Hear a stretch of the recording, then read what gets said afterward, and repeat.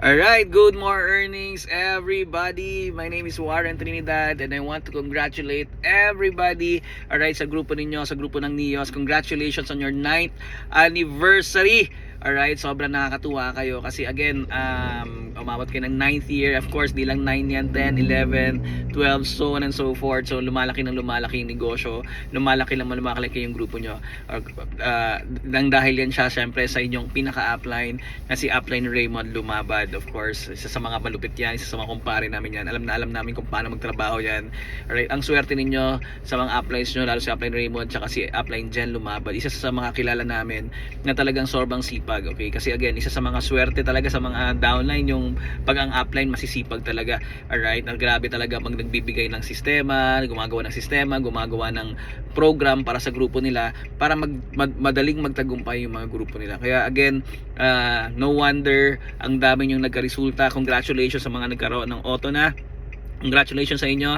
Yung may mga kotse na, pwede ba palakpakan natin yung mga nagkakakotse na? Alright, ang dami nyo kasi nakikita ko kayo lagi pag nagpo-post kayo sa Facebook. Alright, na tawag dito mga success niyo sa negosyong ginagawa natin. Lalo sa mga may mga achievements na, lalo sa mga top earners. Of course, yung mga car achievers natin. Congratulations po sa inyo. Alright, so sobrang galing. Nakita ko yung poster niyo kanina. Okay, marami pa lang kayong ipaparaffle.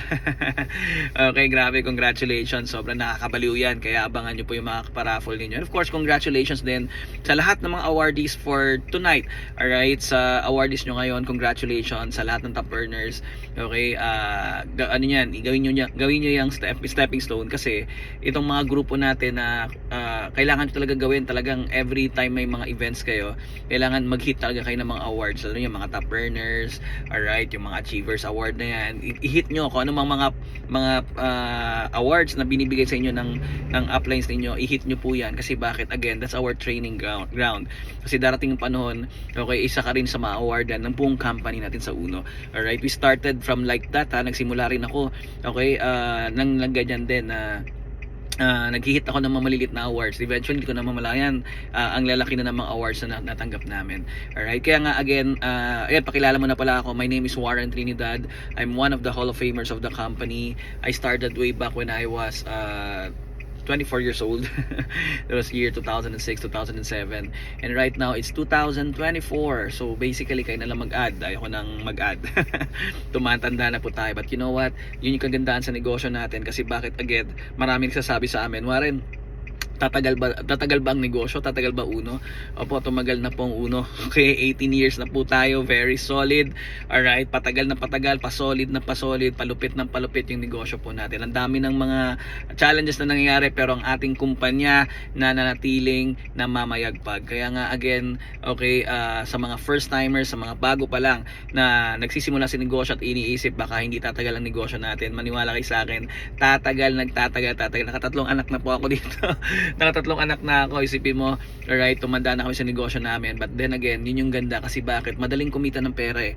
Alright, madaling kumita ng pera sa negosyo, but sa ginagawa natin. But then again, ang katanungan kung tatagal pa. So yun yung maganda kasi bakit? Again, dito, kikita ka ng pera, kikita ka ng malaki, kagandahan, pang matagalan pa ang negosyong ginagawa natin. Tama? Alright, so again,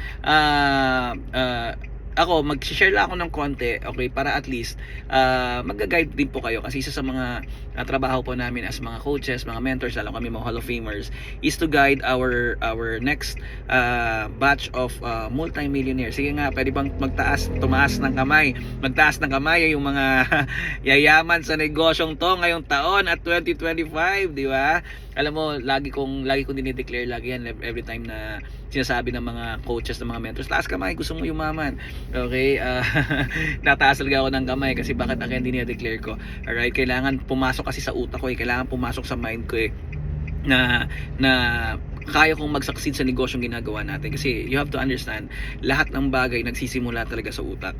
Alright, kaya pag sinabi mo sa sarili mo hindi mo talaga to kaya, pero pag sinabi mo kaya mo to, kapatid, kaya mo to. Alright, it's all in the mind. Alright, nagsimula po sa utak yan. Ako nagsimula rin sa utak ko, nasabi ko sa sarili ko na magtatagumpay ako, and ngayon kahit paano nagtagumpay na rin po tayo sa negosyo. Okay, isa ako sa Hall of Famers of the company. Tawag dito, lahat ng mga awards awards na sinasabi ng binigay ng company, nakuha po namin lahat yan for the past ilan na ba ako? 15 years bago ako ata naging Hall of Famer. Alright, so 3 years na kami Hall of Famers ng company. So basically, kaya sa mga nandito, sabi ko nga sa inyo, yung mga awards na yan, i-hit nyo talaga yan. So kami dito, we're not here to brag, we're here actually to guide everybody. Alright, lalo po sa inyo, kaya nga lagi namin sinasabi, the easiest way to become successful is follow those who are already successful. Alright, mga nagtagumpay na. Kaya nga sobrang daling magtagumpay pag alam mo may kasama kang nagtagumpay na eh. Iba talaga yung pag nakaalam, may alam na. Parang bang pupunta ka ng Baguio, iba yung wala kayong alam dalawa, iba yung kung pag kasama mo may alam sa papunta ng Baguio, kasi hindi kayo mawawala. That's number 1. Number 2, hindi kayo mapapagastos, di ba? Number 3, mapapadali yung dating nyo sa Baguio. Same thing dito sa ginagawa po natin. Kaya marami po sa atin dito, 6 months, 1 year pa lang, nagkakaresulta na sa negosyo natin kasi may nag-guide. Kaya nga sa mga first timers dito, alright, ang kailangan nyo number 1, ito bigyan ko kayo ng tip ha. Number 1, syempre, magpa-guide po kayo. Alright, magpa-guide po kayo kasi lagi namin sinasabi, ang hirap tulungan isang tao ayaw magpaturo, 'di ba? So dito mas gusto namin yung willing kang magpaturo. Alright, hindi issue sa amin dito kung may pera ka, wala kang pera. It doesn't matter kasi bakit dito magbabago nga buhay natin dito eh. Ang importante sa atin dito, importante dito sa iyo, lalo ikaw nakikinig ka ngayon sa akin, alright, na willing ka matuto, willing ka makinig. Kasi again, mas madali itong gawin ang negosyo natin pag may alam ka. Alright, ngayon iisipin mo kasi baka mamaya di mo kakayanin to kasi hindi mo pa alam eh. Okay, hindi ka pa marunong, di ba? But then again, pag marunong ka na, mapapadali na lahat. Okay, anong ibig sabihin? Parang pagbabike lang yan. Kahit gaano kaganda yung bike, pag hindi ka marunong magbike, whether you like it or not, hindi ka mag-enjoy. So pero pag natututunan mo magbike, mag-enjoy ka, malayo pa yung mararating mo. So same as well dito sa ginagawa po natin. So number 1, magpa-guide ka. Aralin mo tong negosyo na to. Lahat na kailangan mo alamin at magtanong ka sa upline mo. Tatanungin mo ngayon yung uplines mo, mga coaches mo, attend ka ng mga trainings natin. Alright, kasi bakit again, okay, hindi kasi ito negosyo na ng upline mo, negosyo mo rin to. So kailangan aralin mo talaga siya. Alright, so bigyan mo talaga siya ng time kasi bakit kami kumikita ng malaki ngayon, bakit ang ganda ng buhay namin ngayon, kasi bakit again, talagang minaster namin ang business namin. We give time to master our business. Inaral namin ito. Ang ganda kasi sa negosyong ginagawa natin dito, hindi tinitingnan kung matanda ka na, bata ka, hindi tinitingnan dito graduate ka, matalino ka, mayaman ka, mahirap ka, doesn't matter. What matters most, alright, willing ka bang dumaan sa proseso para magtagumpay? Kasi kung willing kang dumaan sa proseso para magtagumpay, maniwala ka sa akin, magtatagumpay ka. At isa sa mga proseso po dyan is kailangan magpa-guide ka, alright, magpaturo ka. Okay? Kasi hindi porket yung upline na nag-imbita sa iyo mas bata o sa tingin mo mas magaling ka, ayaw mo na matuto ka. Lalo sa mga coaches nyo. Lalo na kay mentor Raymond Lumabad as well, kay mentor Jen Lumabad. Pag nagkataon na magkaragi kayo magkasama, tanungin nyo. Ako ganun ako as a downline eh. Alang ginagawa ko talaga lagi, nagtatanong talaga ako kasi again, I want to know everything eh. Alam mo bakit? Syempre, ang thinking ko kasi dito, hindi lang ngayong araw. Ang thinking ko kasi sa negosyo ginagawa natin, hindi extra income lang ngayong araw. Hindi, ang thinking ko dito is magbabago talaga buhay ko. And never talaga magbabago ang buhay ng isang tao pag hindi mo kabisado ang ginagawa mo. Para si Manny Pacquiao, since birth, 'di ba? Since bata pa lang, right, talagang nag-training yan until such time. Ngayon, grabe si Pacquiao. Same thing, ginanalo ng 2 gold, right, sa gymnastics, 'di ba? Si Carlos Yulo, 'di ba? Imagine kung magkano ang kinita niya ngayon. But then again, yung proseso na dinaanan niya 'yon. Kaya nga sa negosyo, sa buhay actually, wala po talagang shortcut, alright? Ibig sabihin, dinadaanan po 'yan. Ibig sabihin, dadaanan mo talaga ang tinatawag na proseso. Kaya ikaw, kailangan willing ka dumaan sa tinatawag na proseso. Alright? So, again, yung isa sa mga proseso diyan is kailangan kabisaduhin yung tong negosyo natin. Training, 'di ba? May tab ka, parang ito, may mga tab ka, may notebook ka, may ballpen ka, may mga trainings, okay, i-record mo lahat ng mga trainings. Alright, ganun ako dati. Hindi ko namamalayan, eventually, dating mahirap, naging madali na lang siya. Diba? So, aralin nyo talaga lahat. Pag sinabi ng upline nyo, pagdating sa training, attend kayo ng training. Pag sinabi ng uplines ninyo, okay, attend ka ng team building, attend talaga kayo. Kasi bakit? The level of your income here in our business is the level of your know-how. So, pag wala kang alam, wala kang kikitain. Pag may alam ka, may kikitain ka. Pag madami kang alam at master mo, yayaman ka sa negosyong ginagawa natin. So, again, tawag dito, i-value nyo yung tinatawag na trainings. Okay, pangalawa, alright, trainings without activities rin, alright, wala pong productivity. Ibig sabihin, kailangan trabaho talaga. There's no substitute in working really really hard. Alright, kagabi kakatapos lang namin, natapos ako kagabi alas 12, alauna madaling araw. Alright, sa lahat ng mga kliyente na kinakausap namin, kasi ngayon may ginagawa kami sa bagong brand natin sa company natin. Alright, ngayon biyahe ako kanina alas 7, kami ng wife ko tsaka ibang mga, kasi kami rin po yung may-ari ng UBC Bataan. So may event ngayon sa UBC Bataan. Alright, ngayon it's August 31. Alright, so kasabay sa event po ninyo, biyahe pa ako 3 hours, 4 hours, kakarating ko lang. Medyo alauna pa lang, alauna ngayon. So sorry, naka-record lang ako, hindi ako makapag live sharing po sa inyo. But then again, I showed you how hard working we are. Sorry, makikita nyo naman yan siya sa mga posting namin alright. Mamaya mga alas 2 meron na naman mga kliyente dito. Alright, gumagawa ako ng mga bagong grupo naman dito sa Bataan. So onwards yun, overnight nga kami dito kasi bukas meron na naman akong schedule dito. So kami nga na kumikita ng malaki, we are working really really hard. Paano pa kayo? Alright, so again, kagandahan sa negosyong ginagawa natin sa trabaho, kasi magsipag ka sa trabaho na ginagawa mo, hanggang ganun lang talaga sweldo Dito kasi pag sinipagan mo, ang laki ng pwede mong kitain Alright, so isipin mo, ang pinakamalaking kinita namin sa loob ng isang araw is more than 100,000 pesos. Alright, isang way of earning pa lang yun. Alright, tawag dito yung match sales bonus pa lang natin. Okay, mahina na kami pag nag 30 mil kami sa loob ng isang araw, or 25 mil sa loob ng isang araw. So nakakatuwa kasi bakit, again, yung mga bagay na gusto naming makuha, alright, alam namin na may katumbas talaga na trabaho yan. Alright, we work really hard. Alright, so basically ito sa tab ko nga, pag nakita nyo tong tab ko, mga schedules ko, actually, alright, punong-puno po yan. Yan kumusta yung mga schedules nyo mga kapatid? Ayan, puno po yan. Ang July, puno po yan. Alright, ngayon pinupuno ko ngayong September ko. Okay, meron na. Siyempre September na bukas. Pero kung tingnan nyo yung August ko, yung July ko, puno yan. Kaya kami kumikita million buwan-buwan, kasi kami busy talaga kami, trabaho talaga. Kung trabaho talaga. Kasi alam naman namin pag magbakasyon din talaga kami. Like for example, last I think around 3 weeks ago, nagbakasyon kami 4 days, 5 days Hong Kong. Nagbakasyon kami doon, kasama ko mga kids. Doon bakasyon kami, parang kita namin dire-diretso. Pero yung focus namin bakasyon, kasi anytime pwede kaming magbakasyon 'Di ba? Dumating pa sa mga point in time, pati birthday nga, hindi kami nagse-celebrate kasi araw-araw pwede kami mag-birthday 'Di ba? Pero nakakatuwa kasi pag kumita ka na, pag yumaman ka na, whether you like it or not, araw-araw pwede ka mag-declare ng holiday 'Di ba? Kaya as for now, tayo lahat muna ngayon, tanim muna tayo. Kami nga nagtatanim kasi bakit kami nagtatanim ngayon? Kasi may marami kaming gustong makuha 2024, 2025. Ngayon, yung wife ko nakabili ng panibagong auto ngayon. 'Di ba? Meron na naman siyang panibagong auto, itong Terra na 2025 Nissan Terra VL 4x2 limited edition yung kanyang kulay. So nakakatuwa kasi even my wife right now is really earning really good. She's earning around 300 to half a million a month, 450 to half a million pesos a month. So nakakatuwa kasi hindi lang ako, pati siya. We're really working really hard. So kung ikaw may asawa ka, suggest ko, alright, tandem kayo katulad ni Upline Jen tsaka ni Upline Raymond. Tandem kayo, magtulungan po kayo mga kapatid, kasi again, whether you like it or not, alright, sa negosyong ginagawa natin, okay, ngayon hindi nyo nakikita yan sa simula, grabe hard work mo, malit mo lang yung kinikita, pero habang tumatagal, parang snowball yan habang tumatagal, magugulat ka na lang, palaki, magugulat ka lang pagising mo ng umaga, dami ng sign-ups, dami ng pain, dami ng activation. So again, there's no substitute in working really hard. Trabaho po tayo kapatid. Okay, pagdating sa negosyo, trabaho talaga.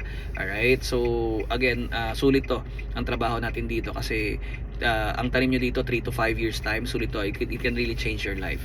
Alright, kami, because of hard work, alright, nagkaroon na kami ng maraming properties, praise God with that, kasi binigyan kami ng binigay sa amin ng Uno, binigay sa amin ngayon yung capacity to work. Okay, we have the blessings and the talents na makapagtrabaho kami.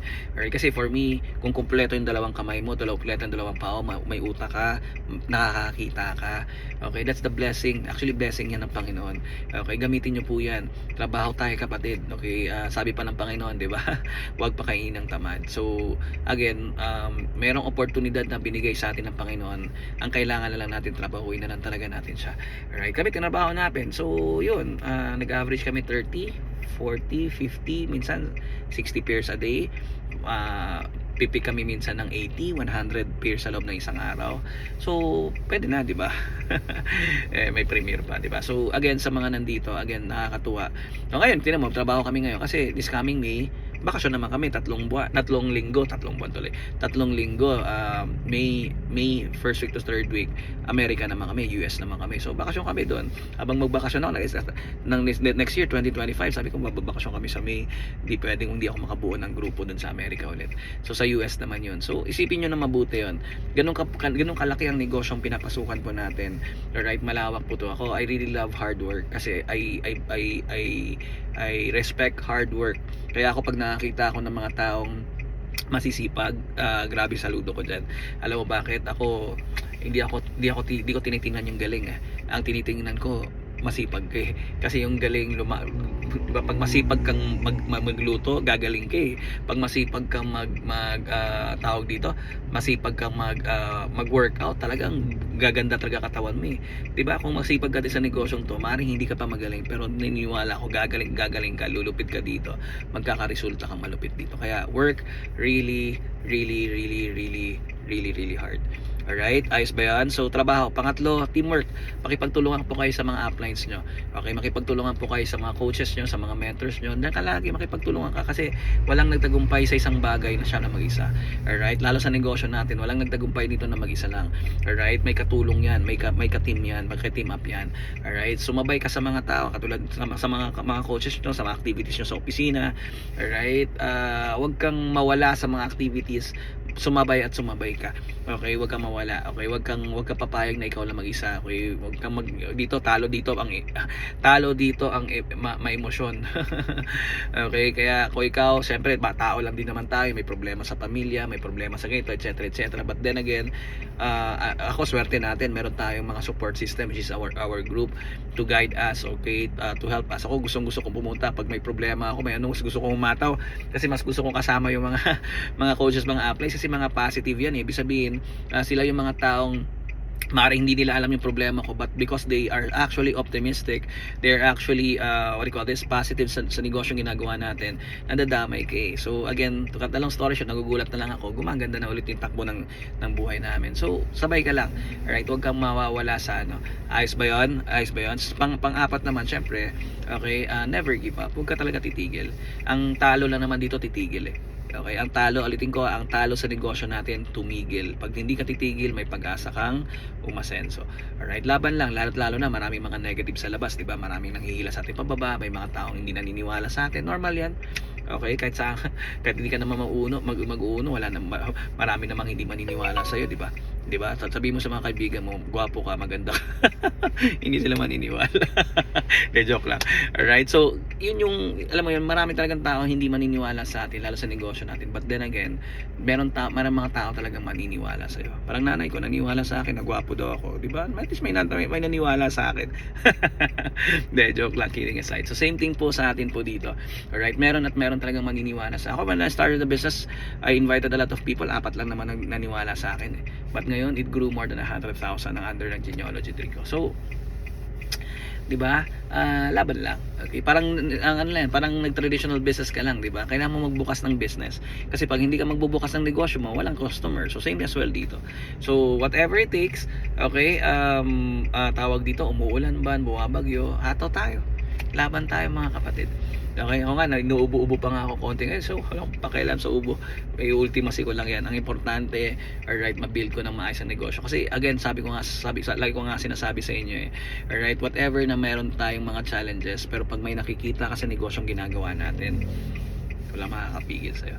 Alright, so again, yun, never give up. And lastly, of course, pray. Alright, the Lord God will give you strength. Okay, amen. Diba? The Lord God will give you strength. The Lord God will give you wisdom. Alright, ako lagi kong hinihingi kay Lord, hindi pera eh. Yung pera nandyan yan eh. Ang lagi kong hindi kay Lord ngayon, wisdom. Alright, yung tamang pag-iisip, tamang pananaw, alam mo, yan ang hinihingi ko kay Lord para halos para mag-guide niya ako sa mga tamang kailangan kong desisyon, tamang gagawin ko, tamang trabaho, etc. Tamang tao na makakausap ko. Alright, yun ang hinihingi ko kasi ang wisdom, parang si Solomon, di ba? Ang wisdom binigay sa kanya ngayon. In fact, kung i-compute yung kanyang yaman sa ngayon, siya pa rin ang pinakamayaman sa buong mundo, di ba? So, dito sa negosyong ginagawa po natin mga kapatid, hindi natin kaya to pag wala po ang Panginoon. Kaya,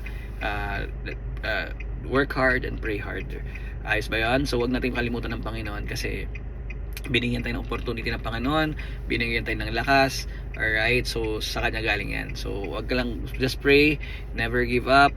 Alright, makipag teamwork ka. Okay, trabahuin natin mga kapatid ang negosyo natin, and of course aralin po natin, never stop learning sa negosyo natin. Alright, so God bless everybody, happy 9th year anniversary, magparami kayo. Okay, mag-succeed po kayo para mas lalo pang marami tayong alam mo yun, ma-inspire at ma-motivate na talagang lahat ng bagay may pag-asa.